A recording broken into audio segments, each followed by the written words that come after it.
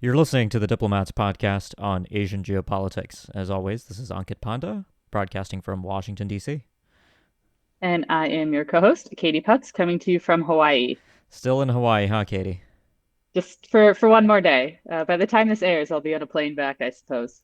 All right, well, we're definitely today not going to talk about maritime Asia because we're going to return to a subject that we haven't talked about in quite a while. And I think that's broadly symptomatic of how the geopolitical salience of this particular country has declined substantially in the last couple of years. But by no means is Afghanistan irrelevant today. So, for listeners, we thought we'd take this opportunity to come back a bit to talk about the state of Afghanistan under the Taliban. Of course, we're having this conversation.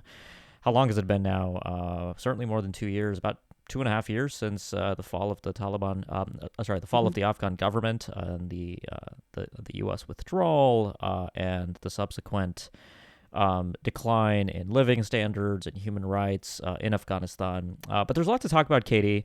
Maybe the place to start is to actually talk about what happened in February 2024 when we're having this conversation in Doha, where there was supposed to be a UN sponsored conference on Afghanistan aiming to engage with the Taliban, but they didn't show up. So what happened there, and what's the significance? Yeah, so earlier this month, it was February 18th, 19th, there was this two-day meeting of regional and national special envoys for Afghanistan. It's convened by UN Secretary General Antonio Guterres in Doha. He at the conclusion, I'll jump to the end of this meeting because that's sort of the most interesting part. At the conclusion of this meeting, Guterres essentially said, there's consensus among the delegates over what needs to happen. Everybody's interested in an Afghanistan at peace with itself, at peace with its neighbors, and in sort of UN fashion, able to assume the commitments and the international obligations of a sovereign state. Uh, you know, Essentially, in short, everybody wants a normal Afghanistan. Everybody wants an Afghanistan that behaves like a normal country, in so much as any country behaves like a normal country.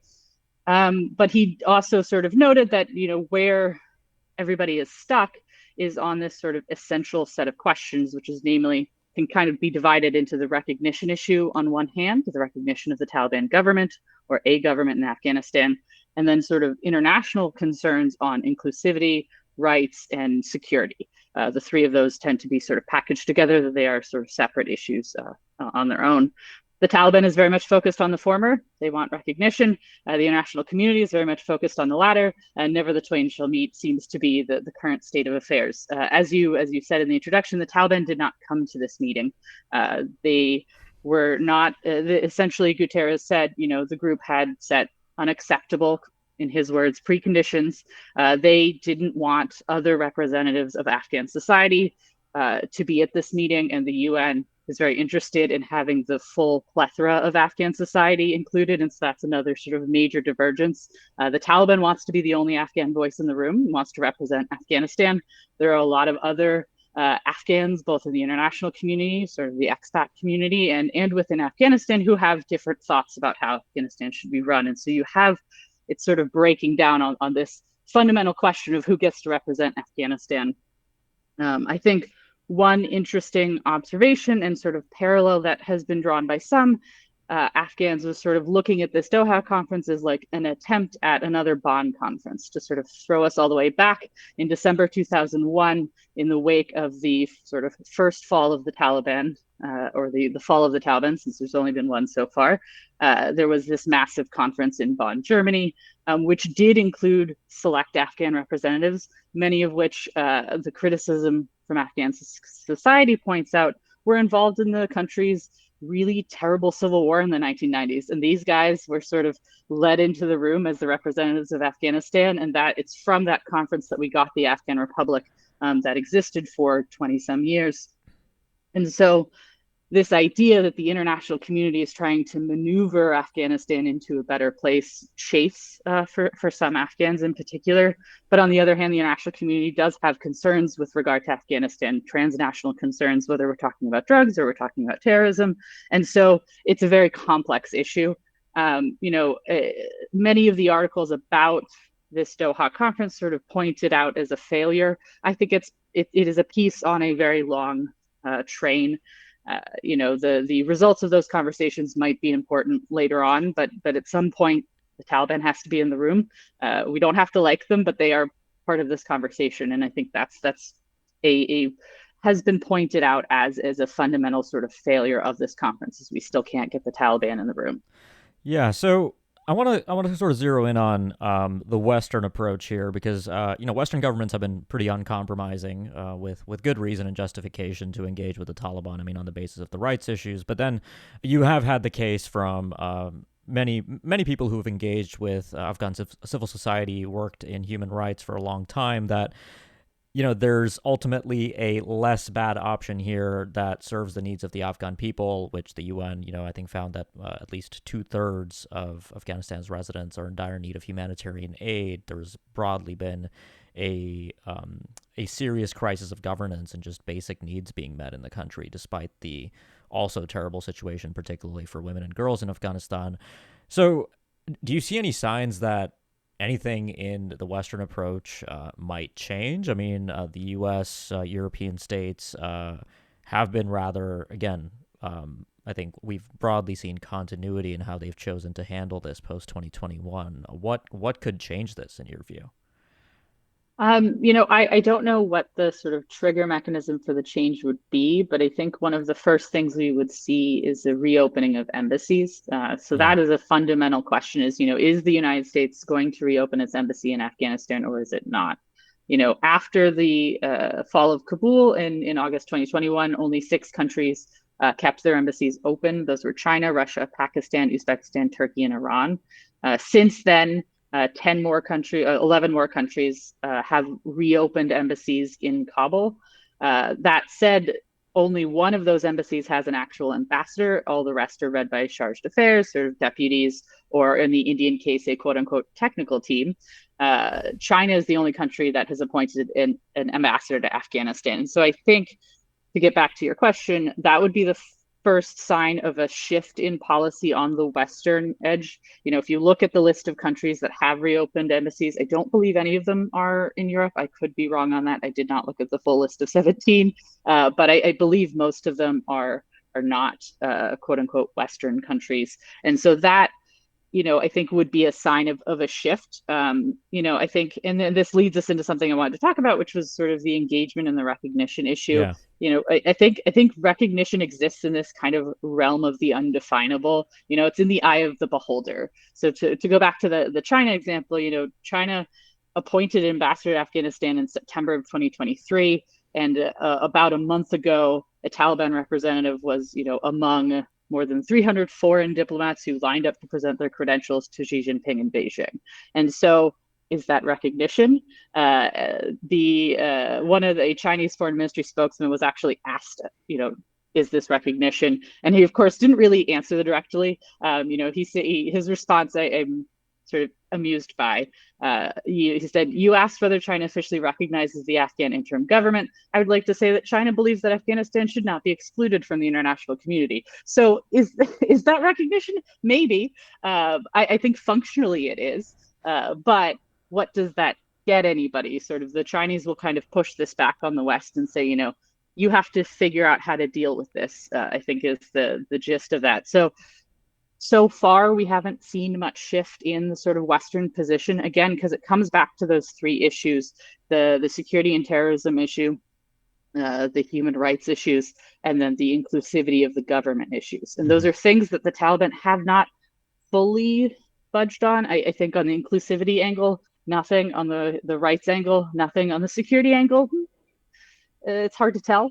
And I certainly think Pakistan has thoughts about this, but I think there is this kind of dance between what one side wants and what the other side wants, and like I said earlier, it seems right now that never the twain shall meet, but that I hope is not the future. Yeah, let's. I want to dig in a little more on China because I think there's this fascinating, in a way, continuity with Beijing's sort of broader priorities in Afghanistan, despite the substantial change in political, humanitarian, and economic circumstances.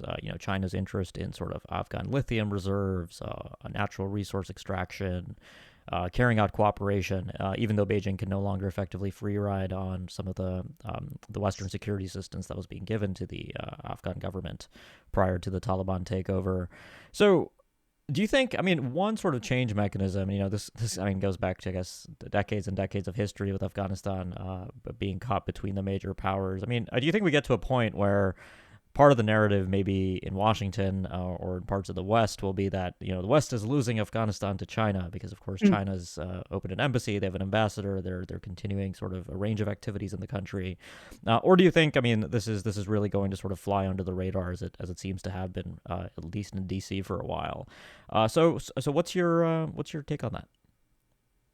I think the most I don't know if this is necessarily my view, but I think the Sure. most cynical view you could kind of go with is a Washington DC kind of going like, good, you can have it.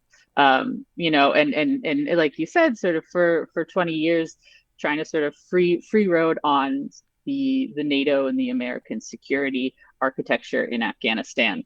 And so I imagine there are some who feel like, fine, have Afghanistan. We don't want it. I don't think that's my view. I do think it would be a problem. And I think we can kind of fit we mentioned sort of the top, and I mentioned in the last episode that sort of Afghanistan's geopolitical position has evolved since the withdrawal. But it has a salience, I think, within that larger, West versus Russia China dichotomy that we kind of see replicated in a lot of things. We see it in the Middle East, we see it in Ukraine, we see it in the South China Sea, we see almost layered over all of these things this kind of battle between, Mm-hmm. autocracies and democracies. I think there are different words we can use to sort of separate these camps, but there's broadly these two camps that have radically different views on how the world should be ordered. And I think Afghanistan can kind of get fit into that as another place where that battle takes place. I think that there's one of the great tragedies in this is obviously the Afghan people and the things that were achieved in Afghanistan over 20 years in terms of Mm-hmm. education, women's rights, women's position in society. Those are things that monumentally changed in 20 years in Afghanistan. So that's something that's being lost, and I think that has to be contemplated within this geopolitical question, which can get, as I said earlier, can get a little cynical. Yeah. But that's that's also the world we live in, so we have to discuss it that way too. Yeah, I mean, we also talk a lot about political capital and bandwidth in Washington to actually think about different parts of the world, right? I mean, we have this conversation when we talk about the South Pacific, the Korean Peninsula, in this world today, where the Biden administration at least has its attentions widely divided, and of course, the term Afghanistan continues to carry quite a bit of baggage in American politics, Mm-hmm. especially in an election year. So I just don't see incentives for anybody, I mean, at least in the United States, to really raise the salience of Afghanistan in the short term. Um, maybe we can close out by talking a bit about the security situation, right? Because I think this has been a concern for many of Afghanistan's directly adjacent neighbors. You referenced Pakistan, where certainly ties have declined since the Taliban's takeover and the Pakistani government's or the previous Pakistani government's decision to move towards the mass expulsion of millions of Afghan refugees, which again stoked further concerns there. What is your sense? I mean, the theory of change that the West pursued for a couple decades in Afghanistan was effectively to ensure that the country's soil would never become a safe haven for terrorist groups with extra regional aspirations, right? Al Qaeda carrying out attacks against the West primarily. Looking at it through that lens, what is your assessment of kind of where things stand today and the ability of the Taliban effectively to keep Afghanistan in a way sort of contained as a security issue in terms of the direct relevance it has for its neighbors, but less so for countries that are further away. Yeah, I mean, I think it boils down to having to rely on the Taliban to do that, and I think they will Yeah. continue to do that as long as it is in their interest to do so, which means that situation can change.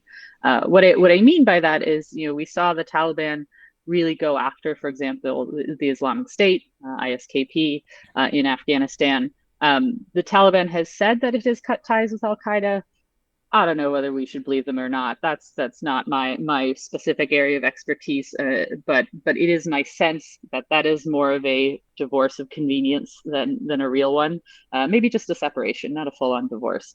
And so I think if you think about it in that framework, if it becomes convenient for for the Taliban to no longer sort of separate itself from Al Qaeda, then the world might have a bigger problem. And I think that's kind of worrisome. You know, you have the Taliban has a good degree of security control, but I don't think they have complete control out over the territory of the entire country, let alone its borders.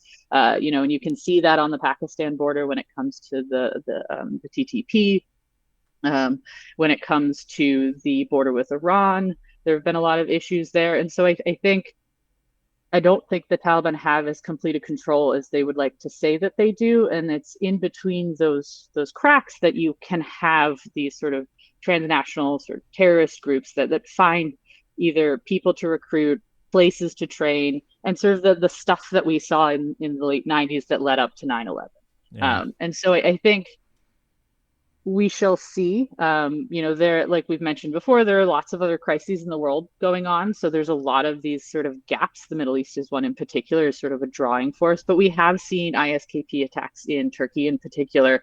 We've seen them in Pakistan. And so the Taliban has not eliminated the Islamic State in Afghanistan. That's pretty clear.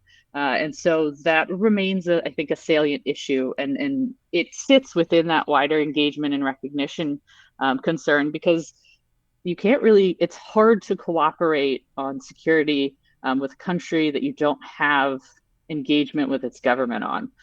You know, let alone anything like information sharing or cooperation or collaboration on dealing with these groups. None of that seems in the realm of reality right now, and so that does create space for concern. Right. All right, Katie. Well, I think the old saying in some circles is that the world forgets Afghanistan at its own peril, and I think it's good that we're not making that mistake, at least on this podcast, even though it's been a while since we've talked about Afghanistan. So I really want to thank you for, of course, your insights as usual, and I'm sure we'll be back to revisit Afghanistan in the future. Absolutely. All right, for listeners, make sure you subscribe so you can keep up with future episodes of the show. And as always, if you like what you heard, make sure you leave us a review. You can do that really anywhere you get your podcast. We really do appreciate that. And as always, do feel free to reach out to either myself or Katie with any feedback about the show. Thanks a lot for listening, and we'll be back soon with more.